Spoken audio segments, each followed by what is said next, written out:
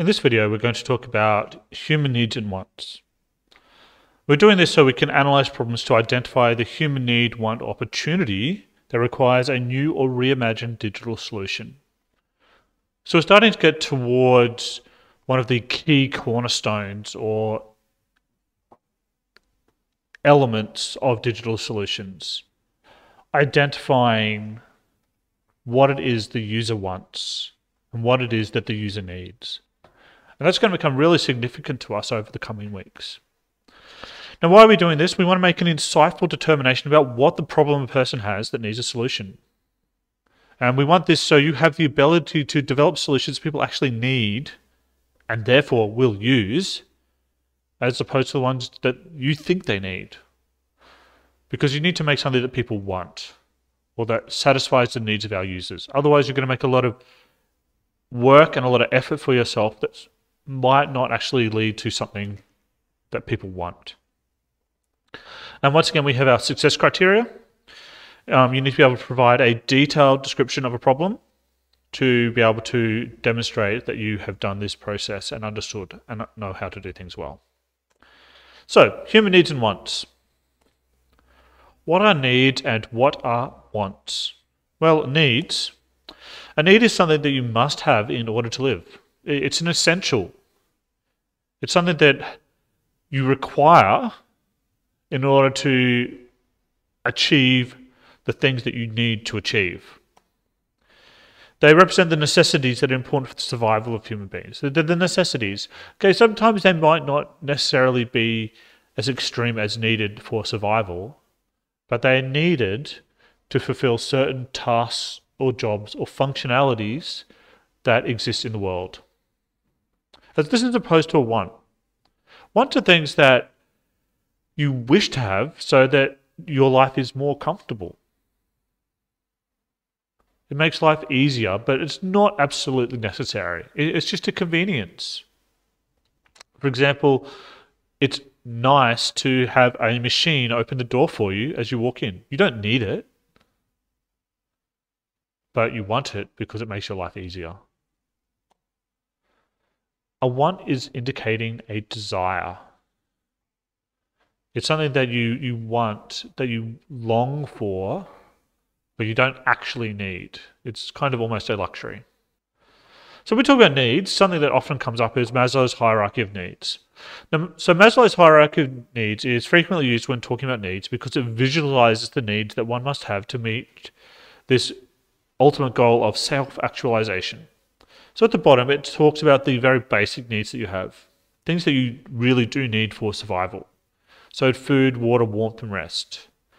And once those are satisfied, well, then you can move up to being safe and secure. And once you're safe and secure, then you can aim for a sense of belonging. And once you belong, then you can aim to feel good about yourself, feel like you've accomplished something.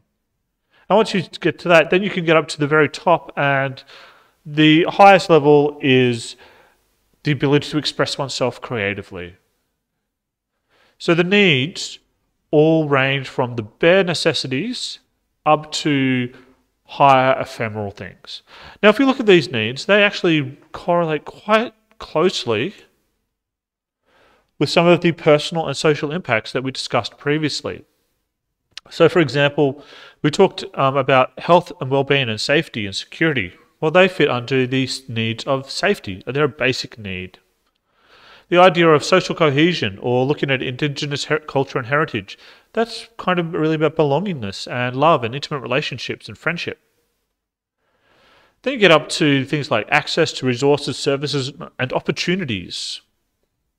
And at the top, you get the ability to be innovative and show creativity and invention. So the impacts that we can make on people's lives are directly tied to the needs those impacts match. So then the real question is, how do you identify needs or wants? How do I find them out? Because if you can work out what someone needs, then you can actually develop a solution that they will use and want to use. Unfortunately, there is no simple model, technique, or framework for determining what people want or need. there's no easy answer. Most good design and ideas have come from people experiencing or observing a problem and then trying to find a solution for that problem. So that means that to find out what people really need, you need to go and watch them. You need to go and see what they do. Once you see what they do, you can work out what they're motivated to do and what they're trying to achieve, and that is a need. And then you can solve that particular problem. So let's consider some of the following scenarios. What types of human needs or wants could exist in these particular contexts? Now, the contexts we're going to look at, the questions we're going to look at, they're actually very similar to assignment questions. The type of introduction that you would get to a project or a technical proposal or an investigation. So this is a process that you're going to do as you work through the different assessment items for this course, and even for projects or problems outside of this course. So the first one we're going to look at is ocean conditions. So an introduction might say that ocean wave data is collected regularly by the Queensland Government. Monitoring wave movements can help meteorologists identify conditions that could endanger lives or damage property. And to supplement existing warning systems, you are required to build a new web application that updates recently transmitted wave data sets to a central database quickly and easily, automatically analyzes the data using pre-programmed algorithms, and generates an area-specific warning signal or message for registered users if appropriate. So this is like a scenario. This is taken from the QCAA. This is the introduction to the IA2 sample assignment. So we're going to just concern ourselves with one small portion of this task, identifying needs and wants. So how are we going to identify the needs and wants? So to answer this question, we actually need to work out who has the needs and wants. So in this instance, I'm just going to give you the people that have the needs and wants, but later on in a couple of lessons, we're actually going to derive and work out the people ourselves. So there's three groups of people that I'm going to consider when I'm finding out needs and wants for this problem. Members of the public, meteorologists, and business owners. They are three different groups that I'm going to consider who might have a need for this particular system. So what do people or members of the public need this system for? What underlying need do they have? So we've got a lot of wave and ocean data, so there's probably storms and things like that. So their need is for personal safety, and they also have a need to secure their possessions from damaging weather. So the need of the public is to look after themselves and their possessions. That's what they need. They need to protect themselves from bad and dangerous weather. Now, what do the meteorologists need? Now, their job is to produce forecasts and warn people. So the meteorologists, they need up-to-date information so they can identify dangerous conditions. So that's what they need. They need information so they can do their job well. The more information and the higher the quality of that information, the better they can perform. And what do business owners need? Well, business owners, they need to have enough information so they protect their customers and also importantly their shop or their stock in their shop, so they don't have massive losses if bad weather or storms or waves damage or come across their business. So they're the needs. So I've just thought about what do they actually need? And now that I've actually got the needs, I could actually go back to previously and work out what impacts could be achieved if I fulfill these particular needs through my digital solution.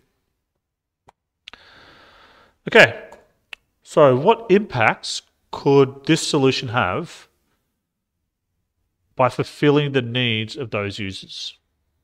So needs lead to impacts.